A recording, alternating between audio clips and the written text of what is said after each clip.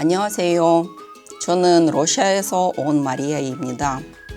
드디어 이번 주 월요일부터 회사에 출근하게 되었습니다. 출근하면 근로계약서부터 써야 한다고 하던데 어떤 내용이 들어가야 하고 자세히 봐야 할 내용은 무엇일까요? 근로계약서 쓰는 법 알려주세요.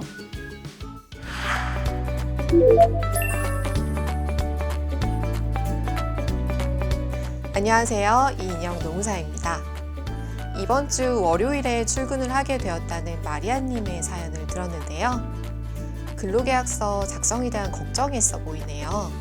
일을 시작하기 전에 작성해야 하는 근로계약서. 무엇을 적어야 하고 어떤 것을 확인해야 하는지 지금부터 알려드릴게요. 근로계약이란 노동을 하고 임금을 지급하는 것을 목적으로 사용자, 즉 일을 제공하는 사람과 근로자, 일을 하는 사람 간의 계약입니다. 따라서 근로계약서는 근로 조건에 관한 중요한 사항들을 확인하고 증명할 수 있는 서류이므로 꼼꼼하게 확인하고 작성해야 합니다. 그럼 근로계약서에는 어떤 내용들이 담겨야 할까요? 하나하나 살펴볼게요.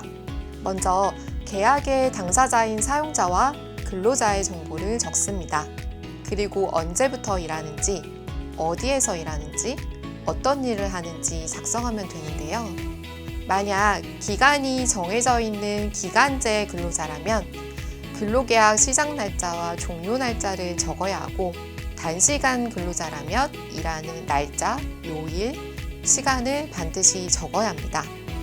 근로 장소의 경우 계약서에서 정한 장소에서만 일을 하셔야 한다는 점도 기억하세요. 근로시간은 사용자와 근로자가 법으로 정해놓은 1일 8시간, 일주 40시간 이내에 일하기로 미리 약속한 시간입니다. 근로시간을 기재할 때에는 하루 일을 시작하는 시간과 마치는 시간을 적고, 일하는 중간에 근로자가 자유롭게 쉴 수 있는 휴게 시간도 적습니다. 일하는 시간이 4시간인 경우 30분 이상, 일하는 시간이 8시간인 경우 1시간 이상의 휴게 시간을 부여해야 합니다. 8시간을 일하는 경우 점심시간을 휴게 시간으로 활용하고 있죠. 휴게 시간에는 일을 하지 않으므로 임금도 지급되지 않습니다. 일하는 것만큼 쉬는 것도 중요하겠죠. 근로계약서에 기재해야 하는 유급휴일은 주휴일과 법정 공휴일인데요. 여기서 말하는 유급휴일이란 일하는 날은 아니지만 임금이 지급되는 휴일을 말합니다. 유급휴일 중 주휴일은 일주 동안 출근하기로 정한 날에 모두 출근을 하면 하루의 유급휴일이 주어지는 것을 의미합니다. 보통 많은 사업장에서 일요일을 주휴일로 정하고 있는데 주휴일이 반드시 일요일이어야 하는 것은 아니고 사업장마다 다른 요일로 지정할 수 있어요.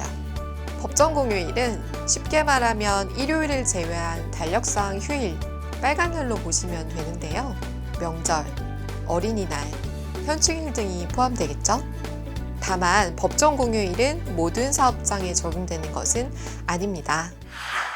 일을 했으니 임금을 받아야겠죠. 임금은 일을 하고 받는 돈으로 급여라고도 합니다. 임금은 기본급, 식대, 수당 등을 포함하는데요. 임금에 무엇이 포함되어 있는지, 계산 방식은 맞는지, 수당이 있다면 제대로 계산되었는지, 특히 최저임금에 미달하지 않는지 등을 반드시 확인하셔야 합니다. 또 매월 언제 임금을 받게 되는지, 어떻게 받는지 등을 작성하면 됩니다.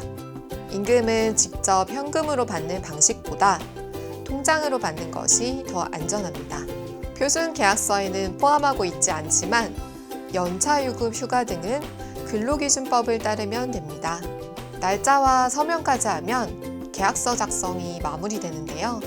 이렇게 작성된 근로계약서는 사용자와 근로자 각각 한 부씩 나눠 가져야 합니다. 근로계약서에 어떤 내용이 있고 어떤 것을 확인해야 하는지 아시겠죠? 편의점에서 일을 시작하려고 합니다. 휴게 시간 없이 7시간 일을 하는 조건으로 근로계약서에 사인을 하라고 하는데 괜찮을까요? 근로계약서의 근로조건은 사용자와 근로자가 자유롭게 정할 수 있지만 근로기준법에서 정하는 기준에 미달하는 조건이라면 계약서에 사인을 했다고 하더라도 계약 효력이 없습니다. 즉, 부당한 내용이 근로계약에 포함되어 있는지 근로계약서에 사인을 하기 전에 한 번 더 확인을 해야 합니다. 사장님이 근로계약서 작성을 미루고 있어요. 이럴 때는 어떻게 해야 할까요? 근로계약서를 작성하지 않거나 작성한 계약서를 근로자에게 주지 않으면 고용노동부에 신고할 수 있는데요. 이때 사업주는 500만 원 이하의 벌금에 처할 수 있습니다.